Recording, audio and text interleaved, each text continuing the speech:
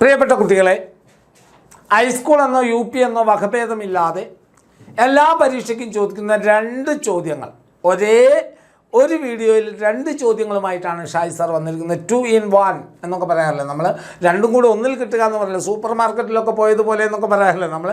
അതുപോലെ 2 ചോദ്യങ്ങളുടെ ഉത്തരം എങ്ങനെ എഴുതണമെന്ന് ഒരു വീഡിയോയിൽ പറയാനാണ് ഞാനിപ്പോൾ നിങ്ങളുടെ മുമ്പിൽ നിൽക്കുന്നത്. അതിലെ ആദ്യത്തെ ചോദ്യമാണ്, ഉപന്യാസം തയ്യാറാക്കുമ്പോൾ ശ്രദ്ധിക്കേണ്ട കാര്യം എന്താണ്? നമുക്കറിയാം, എല്ലാവർക്കും വരുന്നൊരു ചോദ്യമാണത് അല്ലേ. ഉപന്യാസം തയ്യാറാക്കുമ്പോൾ നമ്മൾ ശ്രദ്ധിക്കേണ്ട കാര്യങ്ങൾ എന്തൊക്കെയാണ്? അതാണ് ഇന്ന് ആദ്യം നമ്മൾ ചർച്ച ചെയ്യുന്നത്. ഒരു ചോദ്യം കൂടെ നമ്മൾ ഇതിൻ്റെ കൂടെ ചർച്ച ചെയ്യുന്നുണ്ട്. അപ്പം മക്കൾ വളരെ കൃത്യമായി ശ്രദ്ധിച്ചാൽ നിങ്ങൾക്ക് ഇതിൻ്റെ ഒന്നും മാർക്ക് കുറഞ്ഞു പോവാതിരിക്കും. എപ്പോഴും നമുക്കറിയാലോ, നമുക്ക് ഫോർമാറ്റ് അറിയാത്തത് കൊണ്ടാണ് പലപ്പോഴും ചോദ്യങ്ങളുടെ ഉത്തരം പൂർണ്ണ രൂപത്തിൽ എഴുതാൻ പറ്റാത്തത്. നമുക്ക് ആശയം നമ്മുടെ ഉള്ളിലുണ്ട്, പക്ഷേ നമുക്കറിയില്ല ഹൗ ടു റൈറ്റ്, എങ്ങനെ എഴുതണം എന്നുള്ളത് നമുക്കറിയാത്തത് കൊണ്ടാണ് പലപ്പോഴും നമുക്ക് മാർക്കുകൾ കുറഞ്ഞു പോകുന്നത്. ആ ഒരു കുറവ് നമുക്ക് നികത്തണം. അതിനുവേണ്ടിയാണ് ആദ്യം നമുക്ക് ഉപന്യാസം തയ്യാറാക്കുന്നത് എങ്ങനെയാണ്, ഉപന്യാസം തയ്യാറാക്കുമ്പോൾ നമ്മൾ ശ്രദ്ധിക്കേണ്ട കാര്യങ്ങൾ എന്താണെന്ന് നോക്കാം. അതാണ് നമ്മളിപ്പോൾ നോക്കാൻ പോകുന്നത്. എന്തൊക്കെയാണ് ഉപന്യാസം? ശീർഷകമുണ്ടാകണം.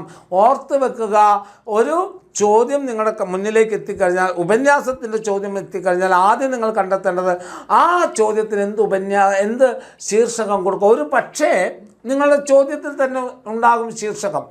ഈ ശീർഷകത്തിൽ ഉപന്യാസം തയ്യാറാക്കുക എന്ന് ചിലപ്പോൾ ചോദിക്കും, ചിലപ്പോൾ ഉപന്യാസം തയ്യാറാക്കുക എന്ന് മാത്രം ചോദിക്കും. നിങ്ങളുടെ ചോദ്യത്തിൽ ശീർഷകമുണ്ട്. ശീർഷകം എന്ന് പറഞ്ഞാൽ ഹെഡിങ് ആണ്, തലക്കെട്ടാണ്. നിങ്ങളുടെ ചോദ്യത്തിൽ തന്നെ ആ ശീർഷകമുണ്ടെങ്കിൽ ആ ശീർഷകം തന്നെ എഴുതിയാൽ മതി. ഇങ്ങനെയായിരിക്കും വരിക, ഇന്ന ശീർഷകത്തിൽ ഉപന്യാസം തയ്യാറാക്കുക എന്ന് നിങ്ങളോട് ചോദിച്ചാൽ ആ ശീർഷകം അത് തന്നെ എഴുതിയാൽ മതി, നോ പ്രോബ്ലം. മനസ്സിലായോ? ഇനി അഥവാ വന്നില്ലെങ്കിലോ, നിങ്ങൾ നല്ല ഉചിതമായ ഒരു ശീർഷകം നൽകണം. ഉപന്യാസത്തിൻ്റെ വിഷയം എന്താണോ ആ വിഷയത്തിനോട് ചേർന്ന് നിൽക്കുന്ന തലക്കെട്ടാണ് മക്കൾ എഴുതേണ്ടത്.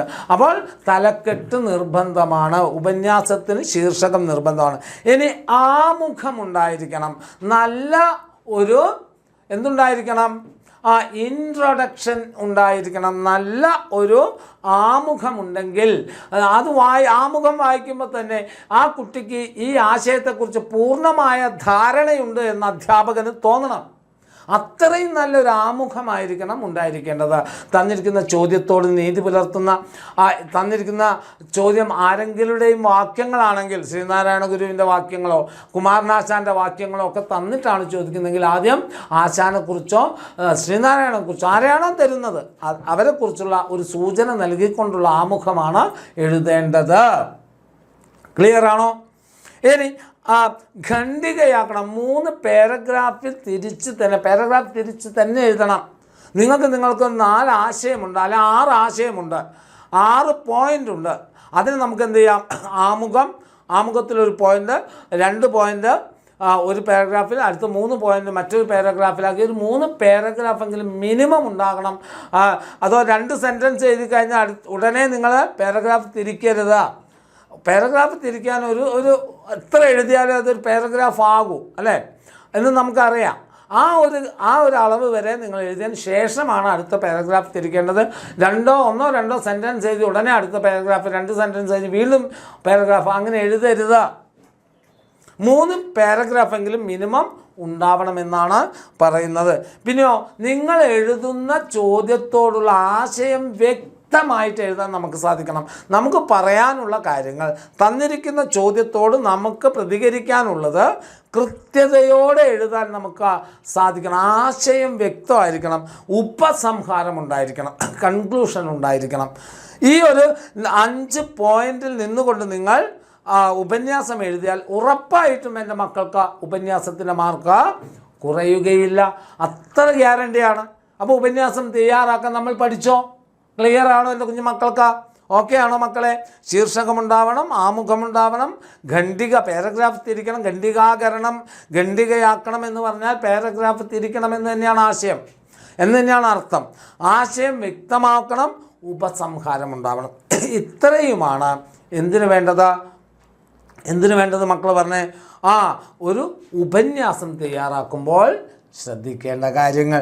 ഇനി അടുത്ത അതുപോലെ തന്നെ ഹൈസ്കൂൾ UP വ്യത്യാസമില്ലാതെ ചോദിക്കുന്ന മറ്റൊരു ചോദ്യമാണ്, എന്താണ് ആസ്വാദനക്കുറിപ്പ് തയ്യാറാക്കുക. അല്ലെ, ഏതെങ്കിലും ഒരു കവിതയോ കഥാഭാഗമോ ഗദ്യഭാഗമോ തന്നിട്ട് ഇതിന് ആശയം, ചമൽക്കാരം എന്നിവ ചോർന്നു പോകാതെ ആസ്വാദനക്കുറിപ്പ് തയ്യാറാക്കുക എന്നൊരു ചോദ്യം എല്ലാ പരീക്ഷയ്ക്കും എല്ലാ കുഞ്ഞുങ്ങൾക്കും ഉണ്ടാകുന്നതാണ്. അല്ലേ, ആസ്വാദനം എഴുതുമ്പോൾ നാം ശ്രദ്ധിക്കേണ്ടത് എന്താണ്? സ്വന്തം വായനാനുഭൂതിയെ സ്വതന്ത്രമായി ആവിഷ്കരിക്കുന്നതാണ് ആസ്വാദനക്കുറിപ്പ്. സ്വന്തം വായനാനുഭൂതി, അല്ലെ, നിങ്ങൾ വായിച്ച ഒരു വസ്തുവില്ല, അല്ലെ നിങ്ങൾക്ക് തന്നിരിക്കുന്ന ഒരു കവിതയെ അല്ലെങ്കിൽ ഒരു ഗദ്യത്തെ നിങ്ങൾ സ്വതന്ത്രമായി ആവിഷ്കരിക്കാൻ നിങ്ങൾക്ക് സാധിക്കും. അതുകൊണ്ട് അത് തന്നെയാണ് ആസ്വാദനം എന്നതുകൊണ്ട് അർത്ഥമാക്കുന്നത്. അപ്പോൾ ആസ്വാദനക്കുറിപ്പ് എന്ന് പറഞ്ഞാൽ നിങ്ങൾ വായിച്ച അനുഭൂതിയെ സ്വതന്ത്രമായി നിങ്ങൾ ആവിഷ്കരിക്കാൻ നിങ്ങൾ ഉപയോഗിക്കുന്ന മാർഗമാണ് ആസ്വാദനക്കുറിപ്പ് എന്ന് പറയുന്നത്. ക്ലിയർ? ശ്രദ്ധാപൂർവം വായിക്കുക, കേന്ദ്രാശയം കണ്ടെത്തുക. അതാണ് ആസ്വാദനക്കുറിപ്പ് ചോദിച്ചാൽ ആദ്യം എൻ്റെ കുഞ്ഞു മക്കളെ മനസ്സിലേക്ക് ഓർത്ത് വെക്കേണ്ടത്, ഓടിയെത്തേണ്ടത് ഇതാണ്: ശ്രദ്ധാപൂർവം വായിക്കണം, കേന്ദ്ര ആശയം കണ്ടെത്തണം. അതിൻ്റെ ഉള്ളിലൊരു പ്രധാന ആശയമുണ്ടാകും, അത് കണ്ടെത്തണം. ആശയത്തോട് ചേർന്ന് നിൽക്കുന്ന ശീർഷകം കൊടുക്കണം. ആസ്വാദനത്തിന് ഒരു ശീർഷകം, അത് ഉപന്യാസമൊന്നും പോലെ സെൻറ്ററിൽ കൊടുക്കേണ്ട, സൈഡിൽ കൊടുത്താൽ മതി. ആസ്വാദനത്തിൻ്റെ ശീർഷകം കൊടുക്കണം. ഖണ്ഡിക തിരിച്ച് എഴുതണം, പാരഗ്രാഫാക്കി അതും എഴുതണം. ആമുഖം എഴുത്തുകാരനെ പരിചയപ്പെടുത്തലാണോ? നിങ്ങൾക്ക് തന്നിരിക്കുന്ന കവിത അല്ലെങ്കിൽ കഥ എഴുതിയത് ആരാണെന്ന് നോക്കുക. അവരെക്കുറിച്ച് നിങ്ങൾക്കറിയുന്ന കാര്യങ്ങൾ എഴുതുക. കവിയെക്കുറിച്ച് അറിയാത്ത കാര്യങ്ങളൊന്നും എൻ്റെ മക്കൾ എഴുതി വെക്കരുത്. അദ്ദേഹം ഇങ്ങനെയായിരുന്നു, അദ്ദേഹം അങ്ങനെയായിരുന്നു, അദ്ദേഹത്തിന് അങ്ങനെ സാധനങ്ങൾ കിട്ടിയിട്ടുണ്ട്, ഇങ്ങനത്തെ കാര്യങ്ങളൊന്നും എഴുതരുത്. അറിയുന്നതാണെങ്കിൽ കൃത്യമായി എഴുതുക. അല്ലെങ്കിൽ മലയാളത്തിൻ്റെ പ്രിയ കവി, അല്ലെങ്കിൽ മലയാളത്തിൻ്റെ പ്രിയ നോവലിസ്റ്റ്, അതല്ലെങ്കിൽ മലയാളത്തിൻ്റെ എഴുത്തുകാരൻ, ആളുടെ ഇന്ന ആശയം വരുന്ന കവിതയാണ് ഇവിടെ തന്നിരിക്കുന്നത്, ഈ കവിതയ്ക്ക് ഇന്ന ആശയങ്ങളുണ്ട്, അതാണ് ആമുഖമായിട്ട് എഴുതേണ്ടത്. അപ്പോൾ ആമുഖം എഴുത്തുകാരനെ പരിചയപ്പെടുത്തലായിരിക്കണം, മറക്കരുത്. എഴുത്തുകാരനെ അറിയുന്ന കാര്യങ്ങൾ മാത്രമേ, അയാൾ അർഹിക്കുന്ന കാര്യങ്ങൾ മാത്രമേ അദ്ദേഹത്തിന് കൊടുക്കാവൂ. അല്ലാതെ അദ്ദേഹം ഒരിക്കലും എഴുതാത്ത കൃതി അദ്ദേഹത്തിൻ്റെ പേരിൽ എഴുതരുത്. പണ്ട് ഞാൻ പറഞ്ഞുതരാം, കൃത്യമായി ഒരു കുട്ടിയെ എഴുതി വെച്ചിട്ടുണ്ട്. വയലാർ രാമവർമ്മയെക്കുറിച്ച് ചോദിച്ച സമയത്ത് വയലാർ രാമവർമ്മയുടെ നളിനിയും ചണ്ഡാലഭിക്ഷുകിയും ഒക്കെ കേരളത്തിലേറെ കോളിളക്കം സൃഷ്ടിച്ചതാണെന്ന് എഴുതി വെച്ചിട്ടുണ്ട്. വയലാർ എഴുതിയതല്ല അത്. നളിനിയും ചണ്ഡാലഭിക്ഷുകിയും എഴുതിയ കുമാരനാശാനാണ്. മനസ്സിലായ മക്കൾക്ക്? ഒരു എഴുത്തുകാരനെ നമുക്കറിയുന്നത് മാത്രം എഴുതി വെച്ചാൽ മതി. ഇല്ലാത്തത് എഴുതി വെച്ചാൽ പിന്നീട് നിങ്ങൾ നല്ല പോയിന്റുകൾ എഴുതിയാൽ പോലും അതിന് പൂർണ്ണമായി മാർക്ക് നിങ്ങൾക്ക് ലഭിക്കില്ല. അതുകൊണ്ട് കൃത്യമായ എഴുത്തുകാരനെ കുറിച്ച് അറിയുന്നത് മാത്രം എഴുതുക.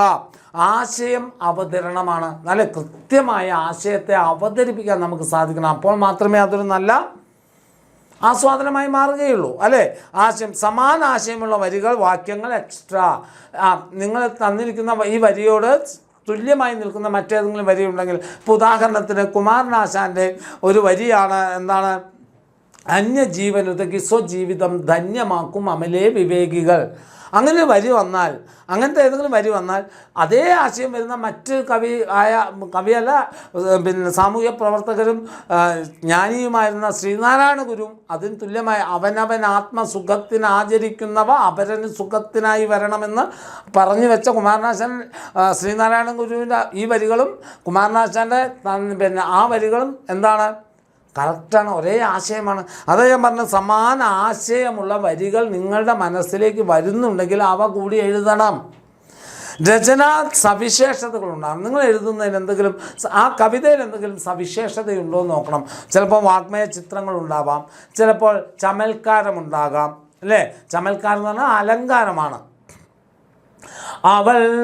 അവൾ ചിരിച്ചു ഒരു ചെമ്പകപ്പൂ വിരിഞ്ഞ പോലെ, അവളുടെ മുഖം വിടർന്നു ചെന്താമര വിടരും പോലെ. അവളുടെ ചുണ്ടുകൾ പുഞ്ചിരി, പനിനീർ പൂവും, മുഖം താമരയും, ചമൽക്കാരമാണ്. അവളുടെ പുഞ്ചിരിയെ റോസാപ്പൂവിനോട് മുഖത്തെ താമരയോട് അങ്ങനെയുള്ള ഒന്നിനെ മറ്റൊന്നിനോട് ഉപമിച്ചുകൊണ്ടൊക്കെ എഴുതിയിട്ടുണ്ടെങ്കിൽ അത് നിങ്ങൾ എഴുതണം. അതാണ് രചനാ സവിശേഷത അല്ലെങ്കിൽ ചമൽക്കാരം എന്നൊക്കെ പറയുന്നത്. ക്ലിയർ ആണോ മക്കളെ?